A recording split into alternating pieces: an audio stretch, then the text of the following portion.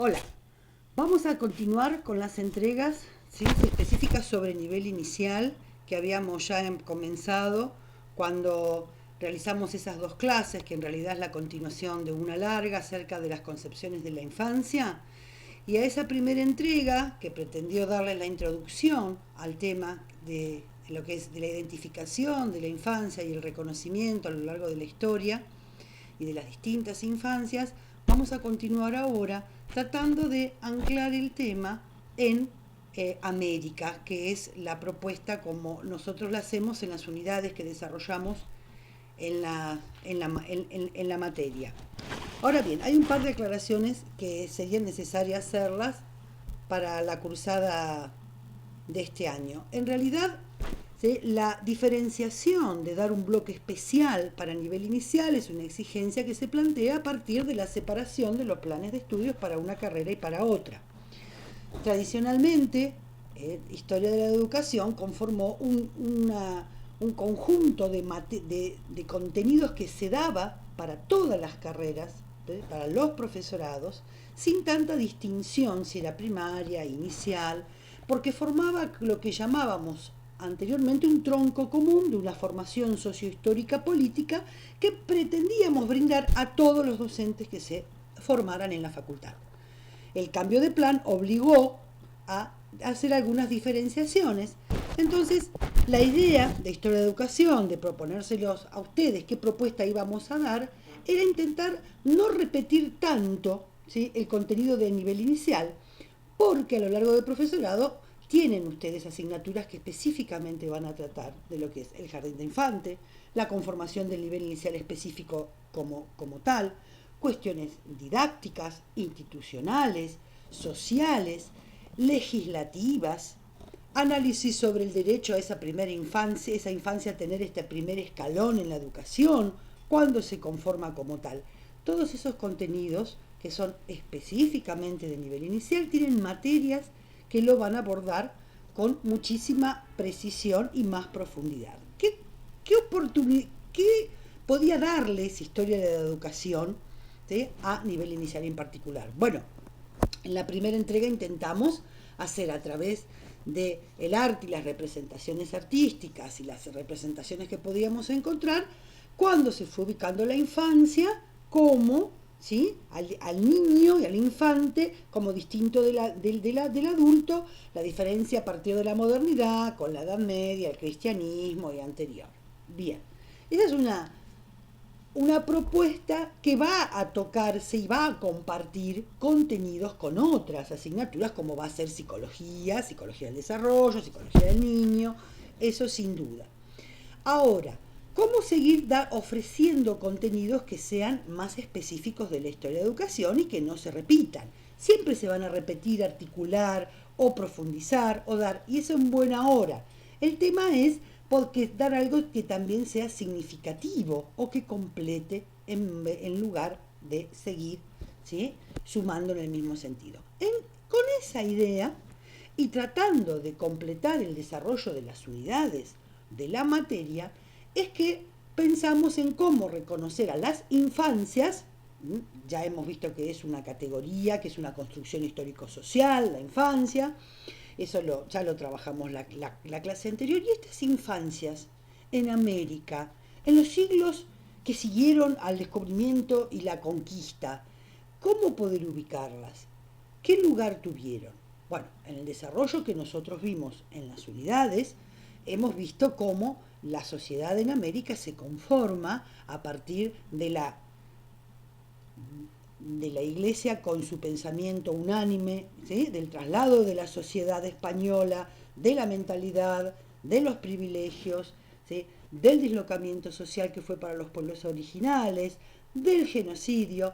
Todas esas circunstancias nos da una idea, una educación que refleja eso, una sociedad fragmentada como la vimos, jerarquizada, nos da una idea de quiénes son estos niños, cuál es esta infancia, que también va a estar determinada por ese lugar que le tocó, ¿sí?, al nacer en esta sociedad que es claramente jerarquizada y estratificada. Nos podemos dar una idea acerca de lo que es las castas y el mestizaje, y qué pasa con los esclavos y los hijos de los esclavos, en relación a qué educación estaba destinada para ellos, qué lugar en esta sociedad. Ahora bien, abordar la problemática de la infancia en los siglos XVII y XVIII en América nos remite inevitablemente, si queremos salir a buscarla, a ver qué indicios, qué huellas, qué rastros ha dejado, ¿sí? Cómo podemos visualizar, analizar, comprenderla en este contexto, ¿sí? Hay que ir invariablemente a los estudios del campo social, dentro de lo cual la infancia se fue configurando en la compleja trama que ya conocemos de hispánica actual. Y es inevitable encontrar, ¿sí?, en esta búsqueda las marcas que dejó impresas en este sentido la conquista. Y aquí les dejo, aquí está un texto, la cita de un texto de Alfredo Juan Manuel Carballeda, y en una revista en la cual es uno de los historiadores que salió a realizar esta empresa de encontrar estos rastros de la infancia en la América hispánica en estos siglos. Por eso, ¿sí?, desde el campo de la historia social, se va a utilizar, y ellos toman una categoría de análisis, que es una herramienta de trabajo, un indicador de búsquedas, un componente de indicios, ¿sí?, una categoría social que les va a permitir esta búsqueda. Ese concepto que van a utilizar estos historiadores, que es la propuesta de la cátedra, es el concepto de cuestión social, ¿sí? Este concepto es entendido en un principio y en forma general como el surgimiento de problemas sociales ante los cambios impuestos, ya sea por la modernización, por la industrialización, las nuevas relaciones sociales de producción y las relaciones nuevas que se dan en la sociabilidad. Y como es la categoría que aborda esa problemática, se presenta como una categoría de análisis fértil para el análisis de dicha problemática. En realidad, los primeros usos de la categoría cuestión social van a estar ligados a las sociedades de fin del siglo XIX, con la modernización, con la proletarización y la masificación de las sociedades.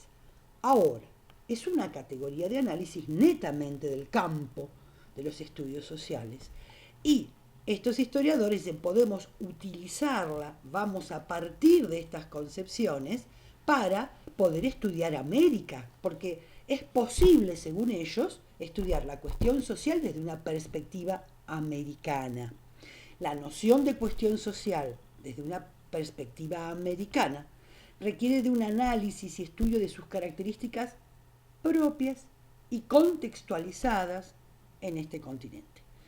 La contextualización desde el punto de vista económico, concepción de poder, iglesia, sociedad, educación, nosotros la vimos.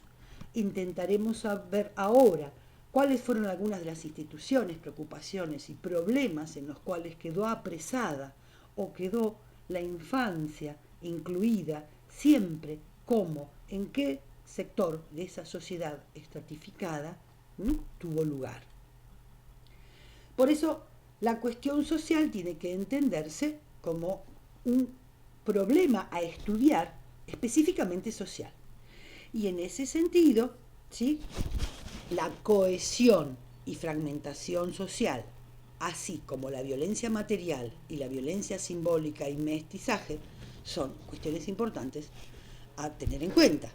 Porque hablar de la cuestión social, repito, implica definir un problema como específicamente social, fruto del crecimiento urbano y económico que supone una desestabilización del orden social y requiere en consecuencia una intervención pública con el auxilio de saberes y prácticas institucionales. La idea es ver, bueno, qué desestabilizaciones se produjeron en América, que nosotros ya comenzamos a estudiarla, y qué tipo de respuestas institucionales en aquellos siglos se fueron dando. En cuanto a la cohesión y fragmentación social, una de las posibles maneras de enfrentar esta problemática es a través de la tensión entre la cohesión y la fragmentación de las sociedades americanas a partir de la conquista.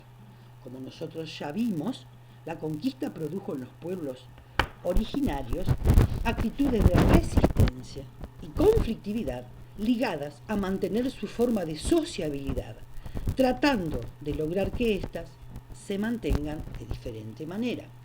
Nosotros leímos, por ejemplo, en La Colonia, el texto de Weinberg para la unidad 1, cómo, ¿sí?, los pueblos originarios sufrieron el dislocamiento poblacional, el traslado forzoso que los alejaba de sus lugares de orígenes, la descomposición de su trama familiar al separarlos, al hacerlos realizar hasta la muerte y el agotamiento los trabajos forzados en las mitas, ¿sí?, la institución que significó la encomienda. Entonces, a la violencia material ligada a la violencia simbólica y como uno de los principales productos, el mestizaje, es posible intentar estudiar esos rasgos que han dejado las marcas inevitables en América. La violencia material y simbólica, así como el mestizaje sostenidos en el tiempo, generaron problemas sociales fuertes, porque cada grupo social tiene sus conflictos internos, tiene sus dominaciones entre pueblos, tiene su problemática y puja de intereses, pero también tiene estrategias de saldarlos, de solucionarlos o de imponerlos, pero que le son propias a la cultura, ¿sí? En cambio, la conquista trajo nuevas formas de desigualdades y de problemas sociales, pero básicamente modificó los mecanismos de reparación de esa fractura de la sociedad, tanto desde su constitución objetiva como subjetiva. Recuerden cuando hemos tratado lo que significaba, por ejemplo, el proceso de blanqueamiento de sangre, aquel mestizo reconocido por los sectores blancos, el criado o educado, como borrándole su origen mitad indio, ¿sí? De este modo también esas formas de conflictividad, ¿sí?, que se generaron en esa sociedad produjeron modalidades de construcción de lazos sociales ligados a la resistencia sociocultural. La resistencia en intentar mantener sus creencias a pesar de la obligación de repetir el ritual de la Iglesia Católica. La resistencia a mantener su lengua a pesar de la imposición de aprender la lengua española, ¿sí? Y la ruptura de la cohesión social de los pueblos originarios a través de la violencia de la conquista es una muestra clara de las diferencias en el origen que hay en la cuestión social entre el continente europeo y el americano. Si hablamos de cuestión social en Europa, nos remitimos a otro tipo de conflictividad que surgió en esta sociedad, a diferencia de la americana. Las nuevas formas de expresión de la cuestión social americana es producto de una masacre, ¿sí?, donde una civilización impone por la fuerza a otra sus propias formas de sociabilidad, despreciando las existentes, tratando de eliminarlas, imputando de esa manera el contrato, ¿sí?, el contrato social de los vencedores a los vencidos, es decir, imponiéndoselos por la fuerza. Porque, así como nosotros vimos que aún los métodos más suaves, más amistosos o amigables, como podrían o pudieron haber sido en las misiones jesuíticas, se trató de imponer un orden social, cultural europeo, ¿sí?, al modo de vivir al interior de las misiones indígenas. Bien, condición de la infancia en el periodo hispánico, ¿no?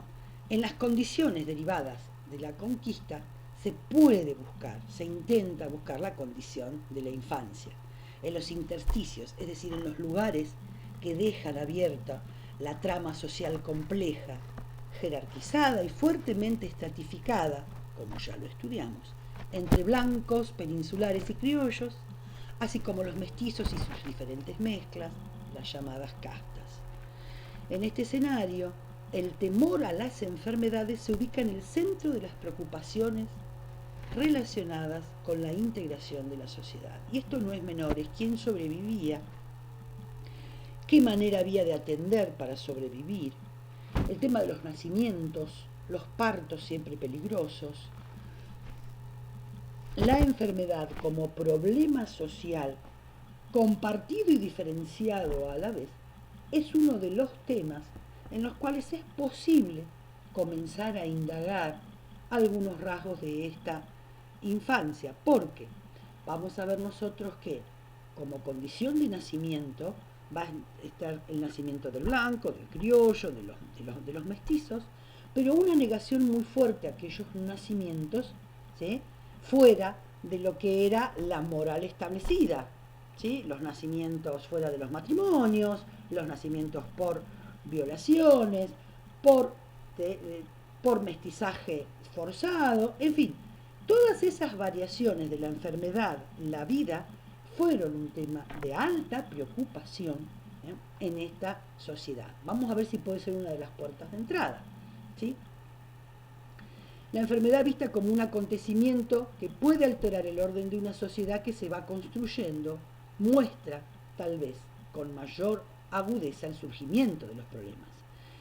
Las contaminaciones, las pestes, ¿sí?, eran temas de alta preocupación.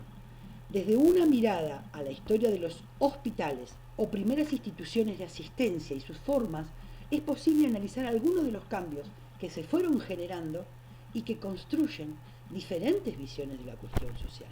Nosotros vamos a ver ahora un proceso, un paso de las primeras instituciones de atención al problema de la salud, en manos de quién y con qué criterios, hasta llegar a un sentido de lo público en la atención de la salud y de las infancias. Para eso vamos a tener que avanzar en el siglo XIX. Intentaremos ver entonces. Sí. Se ha afirmado, durante mucho tiempo se ha dicho que sería imposible conocer históricamente al niño, debido a una limitación insuperable, que es la casi inexistencia que hay de los testimonios documentales, ¿sí?, de fuentes. Es necesario restarle vigor a esta afirmación, no es tan terminante, porque esta supuesta carencia o falta de fuentes no puede ser tan así si nosotros nos abocamos o miramos a la historia social, que es quien nos ayuda a buscar otras fuentes documentales en las cuales pueda ser posible encontrar vestigios, rasgos o huellas de esta infancia.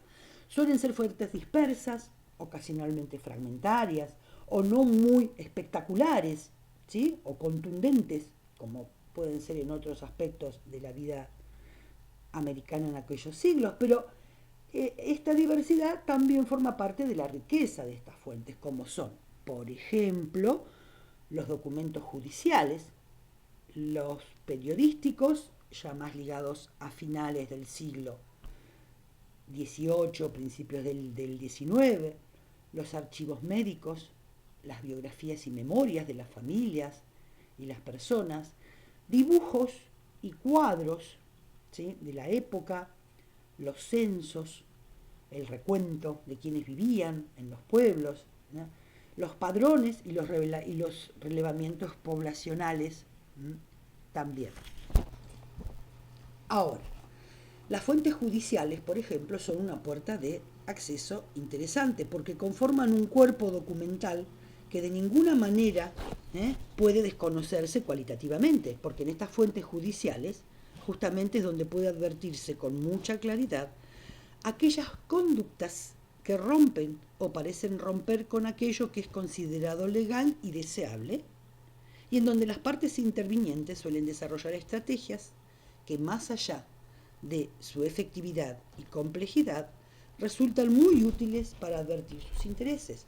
Por ejemplo, denuncias de infidelidad, devoluciones o pedidos de anulación de matrimonios, desconocimiento de hijos, herencias, ¿sí?, dan cuenta de lo que dicen estas fuentes o de lo que no dicen estas fuentes, porque tanto en lo que se dice como en lo que se calla, pero se intuye, lo verdadero, lo falso, lo verosímil, nos remiten a situaciones sin duda traumáticas y reveladoras de experiencias y actitudes de consecuencia directa con los niños no reconocidos, los abandonados, los nacidos de amoríos o con amantes prohibidos. La presencia de la plebe en los tribunales, en la plebe porteña, era la protagonista mayoritaria en estos tribunales, porque su palabra, aunque siempre estaba mediatizada por los abogados y funcionarios que respondían más a su sector de clase que a quienes defendían, ¿no? Pero brinda interesante información sobre la situación de la infancia porteña. Reclamos, si hablamos de blancos, ante maestros, quejas de maestros a los cuales no se le ha pagado y han habido niños que han ido a tomar sus clases, y un montón de infinidades de quejas en los cabildos, reclamos en los tribunales, en la cual la infancia va a estar presente, aunque sea en forma indirecta.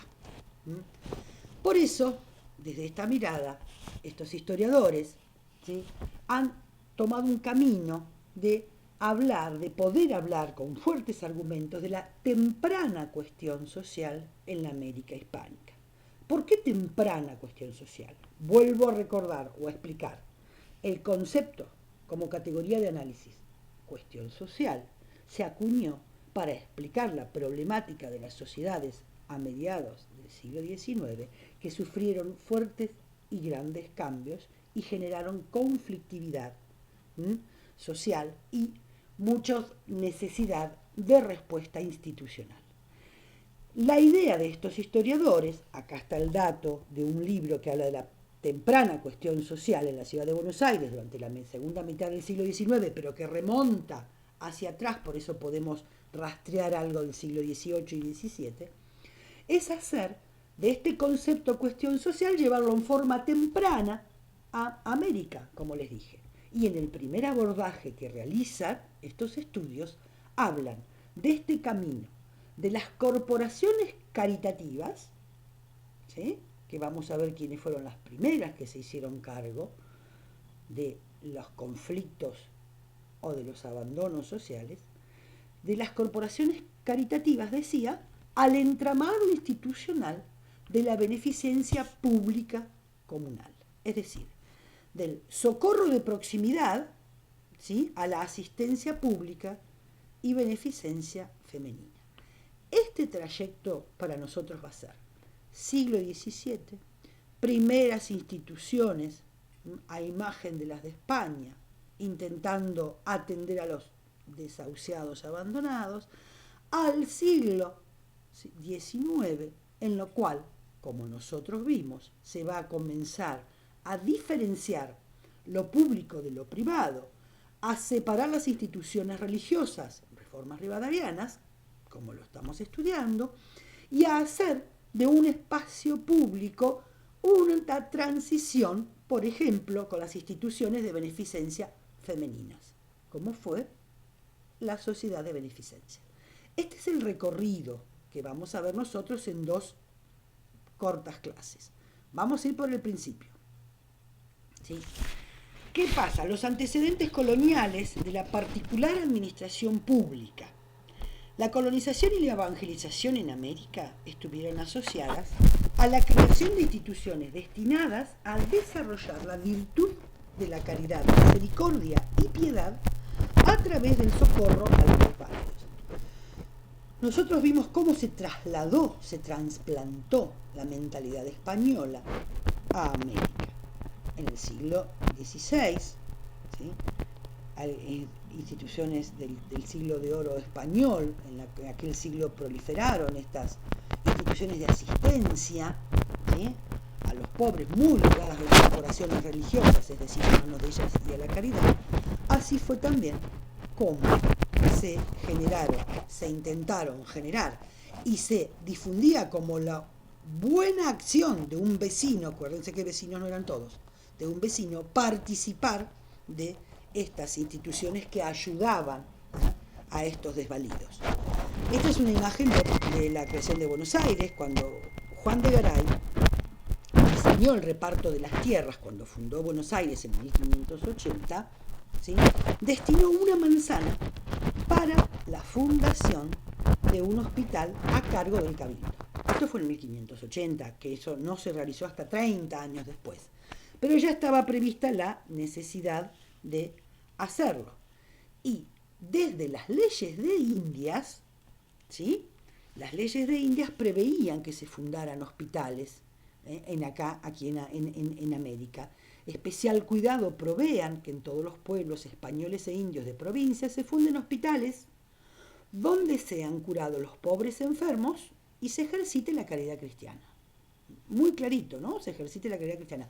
Pero ya acá hay un indicio de dos conceptos que van a estar unidos e imbrincados fuertemente, que va a ser el de pobres y enfermos, como una dupla inseparable, enfermo-pobre, pobre-enfermo. Esta ley, como ley para las Indias, es de Carlos V, 1541. Y ya también Felipe II,